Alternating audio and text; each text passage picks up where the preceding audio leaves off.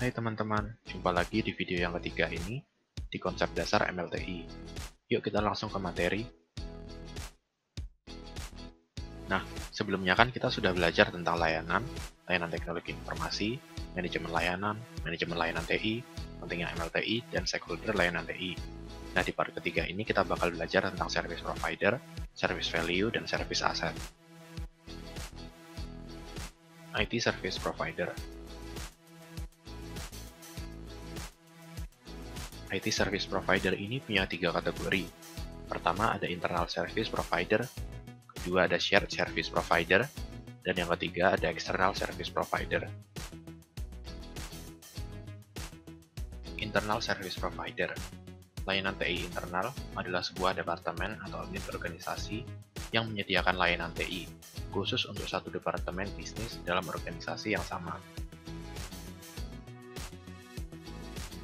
Sebagai contoh, unit layanan TI yang terdapat di satu jurusan di perguruan tinggi yang bertugas untuk menyediakan layanan TI khusus untuk jurusan yang bersangkutan.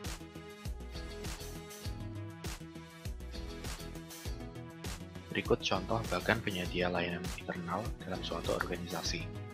Bisa dilihat di tiap unit bisnis memiliki layanan TI-nya sendiri-sendiri. Seperti yang di bagian paling kanan, Textiles memiliki layanan TI dari HR, Finance and Admin, Customer Care IT. Jenis kedua adalah penyedia layanan TI berbagi atau Shared Service Unit. Penyedia layanan TI berbagi adalah sebuah departemen atau unit TI yang menyediakan layanan TI untuk banyak unit bisnis dalam organisasi yang sama. Misalnya, KSI menyediakan layanan TI bagi semua prodi dan kantor unit di UAJY.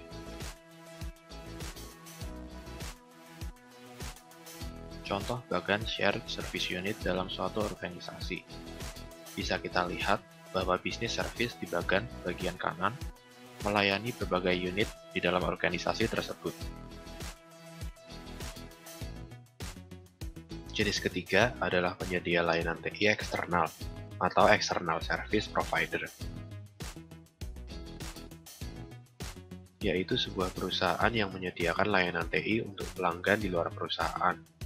Umumnya, penyedia layanan eksternal ini adalah organisasi komersil yang menyediakan layanan TI berbayar.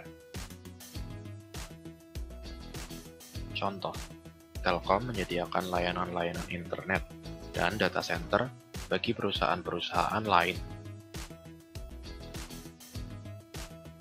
Contoh bagan External Service Provider dalam suatu organisasi. Bisa kita lihat bahwa masing-masing unit dalam organisasi dilayani oleh penyedia layanan di luar organisasi, seperti dari perusahaan Alpha, Beta, Gamma, dan Delta. Oke, kita lanjut ke nilai layanan atau service value. Nilai layanan ini adalah manfaat atau keuntungan yang diharapkan pelanggan dari sebuah layanan. Karena tujuan dari sebuah layanan adalah menciptakan dan mengantarkan value kepada pelanggan, maka berikut ini akan dijelaskan hal-hal penting terkait value layanan TI yang harus dimengerti oleh penyedia layanan. Berikut dari perspektif pelanggan dan dari perspektif penyedia layanan. Dari sisi pelanggan, penyedia layanan harus memahami bahwa nilai atau value sebuah layanan adalah kombinasi antara fungsi layanan atau utility dan kualitas layanan atau warranty, atau dirumuskan sebagai value sama dengan utility ditambah warranty. Utility ini adalah apa yang pengguna peroleh dari layanan, atau what the customer gets. Utility sebuah layanan diukur berdasarkan seberapa banyak manfaat atau benefits yang dapat diperoleh oleh pengguna. Seperti, apakah layanan telah menyediakan fungsi-fungsi atau manfaat-manfaat yang sesuai dengan kebutuhan atau keinginan pelanggan. Manfaat dari utility layanan TI ini dapat dalam bentuk increasing performance, yaitu dukungan terhadap pencapaian unjuk kerja, kebutuhan, atau keinginan pelanggan, atau reducing constraint, yaitu mengatasi keterbatasan pelanggan untuk mencapai tujuan tertentu.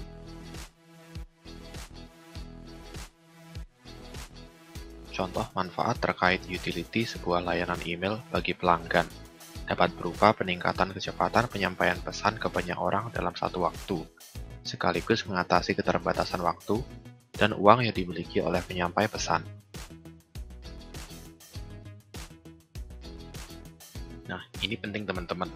Sebuah layanan yang telah menyediakan utility yang cocok, sesuai dengan kebutuhan pelanggan, disebut fit for purpose. Oke, tadi sudah utility, sekarang kita ke warranty. Warranty adalah bagaimana layanan disediakan atau bagaimana kualitas layanan atau jaminan bahwa sebuah layanan ini benar-benar memenuhi service level agreement. Jadi, utility ini berkaitan dengan seberapa besar manfaat menggunakan sebuah layanan TI. Nah, warranty berkaitan dengan kenyamanan atau seberapa kecil kemungkinan timbulnya kerugian saat menggunakan sebuah layanan TI. Warranty layanan TI mencakup 4 aspek. Ada availability, capacity, continuity, dan security. Aspek pertama, availability. Availability ini maksudnya, apakah layanan selalu ada, atau apakah layanan ini dapat selalu digunakan di waktu dan tempat akses layanan yang telah disepakati. Aspek selanjutnya, capacity. Capacity ini maksudnya, apakah kapasitas layanan sistem tersedia cukup untuk semua pengguna, atau apakah sistem bekerja cukup cepat, yang seperti itu. Aspek selanjutnya ada continuity. Continuity ini misalnya, jika sistem rusak, apakah pelanggan bisa menggunakan layanan kembali dengan cepat, atau apakah ada alternatif sistem lain yang bisa memastikan pelanggan tetap dapat menggunakan layanan. Aspek terakhir ada security. Security ini maksudnya, apakah sistem atau layanan ini aman, apakah sistem melindungi informasi dan kepentingan pelanggan, yang seperti itu. Nah, ini penting juga teman-teman. Sebuah layanan yang menyediakan warranty yang baik disebut fit for use. Syarat value diciptakan. Syaratnya adalah utility ditambah warranty. Nah, di bagian utility ini, apakah performance supported atau constraint remove? Kalau iya, maka fit for purpose. Di bagian warranty ini, apakah availability, capacity, continuity, dan security cukup? Kalau iya, berarti fit for use. Nah, bila utility fit for purpose dan warranty fit for use, maka terciptalah value. Dari sisi penyedia layanan TI atau IT Service Provider, value sebuah layanan tidak muncul dengan sendirinya. Value ini harus diciptakan. Nah, untuk menciptakan value, penyedia layanan harus memiliki service asset.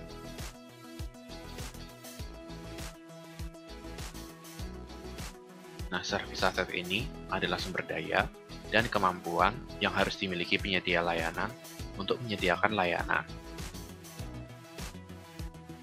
Nah, service asset ini punya 9 komponen. Di sumber daya atau resources ini ada uang, infrastruktur TI, aplikasi, informasi, dan orang. Selanjutnya di capabilities atau kemampuan, ada manajemen, organisasi, proses yang telah berjalan, pengetahuan, dan orang. Sumber daya TI ini merupakan komponen sistem TI yang masih harus diolah untuk menghasilkan layanan TI, seperti dengan bahan mentah pabrik yang harus diolah dulu untuk menghasilkan sebuah produk.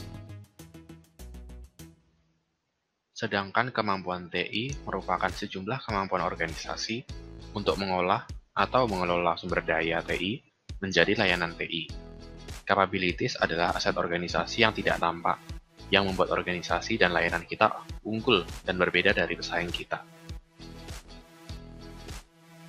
Kalau kita perhatikan, orang ini masuk ke sumber daya dan kemampuan. Ada alasannya, karena orang dapat berfungsi sebagai staf layanan TI yang siap untuk diberi peran tertentu dalam proses layanan TI, sekaligus memiliki pengetahuan dan keterampilan tertentu yang memungkinkan penyediaan layanan TI yang baik. Core materinya sudah selesai. Mohon maaf kalau ada kesalahan. Makasih teman-teman. Dadah.